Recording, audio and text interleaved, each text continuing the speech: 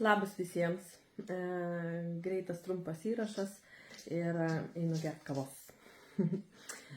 Tikiuosi penktadienio kava ir jūsų labai skaniai ir nuostabus rytas. Mano būtent toks. Labai džiaugiuosi, šią savaitę pavyko padaryti didelių darbų, tokių, kur tikrai prireikė laiko ir kantrybės ir daug skambučių ir emailo, kad pavyktų, bet pavyko, tikrai pavyko ir kai kurie dideli draudimai buvo padaryti tam, kad užtikrinti saugumą ne tik vienos mens, bet ir daug žmonių ateinančių į verslą kaip klientų. Tai labai dėl to džiaugiuosi. Paleidau reklamų nemažai apie testamentų rašymą ir tikriausiai jau pastebėjot. Tai sulaukiu klausimo, ar tik tai gegužės mėnesį darau jos, ar vėliau jos darysiu, ar galim vėliau kreiptis ir panašiai. Tai ne tik gegužės mėnesiui, tiesiog aš paminėjau, kad gegužės mėnesį turiu dar kelis laisvus laikus, nes dažniausiai būn taip, kad visas mėnuo į priekį būn surašyts ir nelabai aš turiu kur įterpti tarp kitų visų savo darbų. Tai va, tai dar yra kelios laisvos vietos, bet tai nebus tik tai gegužė, aš visą laiką jos darysiu. Ir jie yra skirti žmonėms gyvenantiems Anglijoje, tie, kas gyvenant kitose šalyse, Lietuva, Ispanijoje, turėjau klausimą irgi. Tai nedarau, tai darau tik tais gyvenantiems Anglijoje. Ne? Tai visų pirma, kainos yra labai skirtingai, vėlgi kelias skirtingas kainas, tai čia jau rašykit asmeniškai ir šnekėsim, žiūrėsim, nes mano seniesiam klientam, draudimų mano klientam yra vienokie, naujiems žmogeliukam, kurie atėjo pas mane tik tai testamentų, yra truputį kitokia, tai viską galim suderinti ir paderinti ir sutvarkyti, ir čia yra ne problema. Ne? Jokių specialių dokumentų jums nereikia turėti.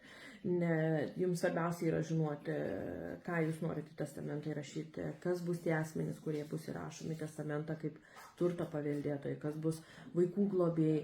Turbūt testament būtent Anglijoje vienas iš svarbiausių momentų ir yra, kad jį reikia padaryti šeimom, kurios turi vaikų iki 18 metų, nes abiejų tėvų žūties atveju vaikai patenka į valstybinę globą. Ir jie toj globoj būna iki to momento, kada teismas nusprendžia, kas gauna vaikų globą jau ne laikiną, bet jau visam laikui. Ne?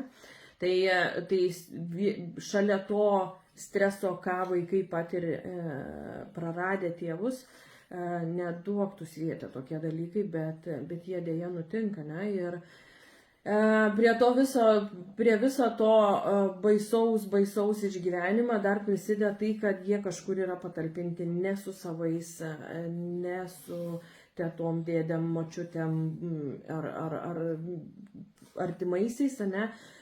Jie yra kažkur globoj kažkokie valstybiniai. Taip kad čia turbūt svarbiausias momentas yra tėvam, kurių vaikai yra iki 18 metų. Testamente nurodyti, kas bus vaikų globėjai. Tai yra baisu apie tai galvoti, nesinori net atrodo galvoti, bet tai yra reikalas, kurį mes kaip tėvai privalom padaryti, užtikrinant, kad mūsų vaikam viskas bus gerai, jeigu neduok Dieve kažkas mums nutiktų. Tai beprotiškai svarbus reikalas, svarbiausia turbūt už viską, ką tu tik gali sugalvoti. Tai tikriausiai aš labiausiai dėl to testamentais pradėjau domėtis, nes man pačiai, kai sužinojau visą procesą, kas vyksta, jeigu kažkas tėvam abiem iškart ir vaikai lieka be tėvų, tai yra baisu. Tas visas procesas yra baisus ir aš tikrai savo vaikam to nenorėčiau, jokiais būdais niekaip.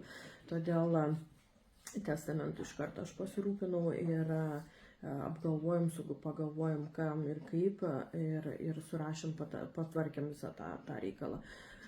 Turtiniai reikalai, kažkokie, sakykime, finansai, pastatai, namai, mašinos ir taip toliau. Taip, tai yra įrašomai testamentai ir tai yra svarbu, viskas su tom gerai, bet mano atveju man tai tas nebuvo svarbiausia, man buvo svarbiausia, kur vaikai ir kas su vaikais. Tai čia tas. Kitas dalykas, testamentas labai reikalingas yra asmenim, šeimom, partneriam, kurie gyvena nesusituokę. Ne?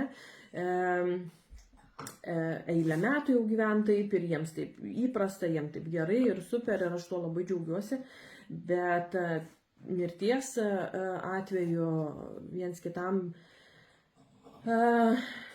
paveldimo turto nebelieka, ne? Ir kaip ir iš tikrųjų nelabai kas lieka viens kitam, tai testamente būtent nurodyt galit, kad turtas lieka partneriui, kas tas partneris, vėlgi duomenys visi ir panašiai, ne? Tai įformint visą tą reikalą.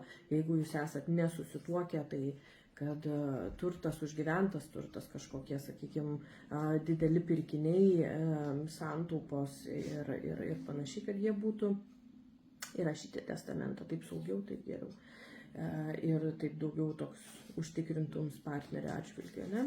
Nesvarbu, vyr, žmona, tai pasakiau, nesvarbu vyras ar žmona, nesvarbu partneriai, vyras ar moteris, ne? Bet tai reikalinga, tai tikrai reikalinga.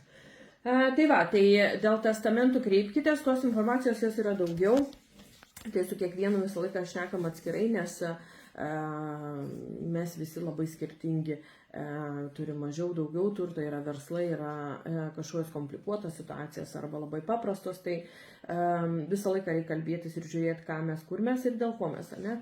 Tai apsitariam, pagalvojam, pašnekam.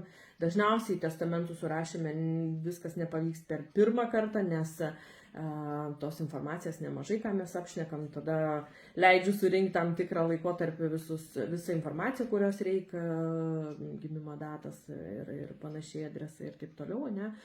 Jeigu draudimai yra, tai galime įrašyti draudimo poliso numerius, kas vėlgi būna, kad reikia surasti juos ir taip, ne? Tai va, tai kiekvienas labai individualus reikalas, tai šis laikas šnekamės, žiūrim, ką galim, kaip galim, patariu, neskubam ir viską susitvarkom. Tai jeigu informacijos reikės daugiau, tai kreipkitės, rašykit privačiai, dažniausiai visur mano telefono numeris skelbimuose būna, tai galit skambinti.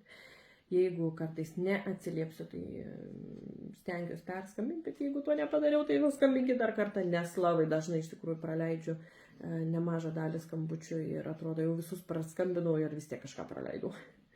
Tai labai atsiprašau už tai, bet paskambinkit dar kartą, parašykit dar kartą, jeigu neatrašiau tą pačią dieną. Ne? Viskas, sakau jums gero penktadienio, aš einu valgyti, gerti kavai, valgyti tinginį. Mano geriausia draugė gamin absoliučiai nuostabų tinginį. Tiesiog, nežinau, bandau šnekėti, kad aš jau geriau tau dar užsakymą paduosiu, viską nupirksiu, atvešiu, tu tik man pagamink. Gerai? Deimantė, gerai? Žiauriai nuostabus. O kvepia, man viskas. Cukraus bomba, bet negaliu atsilaikyti, be šansų. Viskas, aš su kava ir sakau jums ate ir iki, o dėl testamentų rašykit, sušnekėsim ir viską sutvarkysim. Gero savaitgalio, gero penktadienio, viso.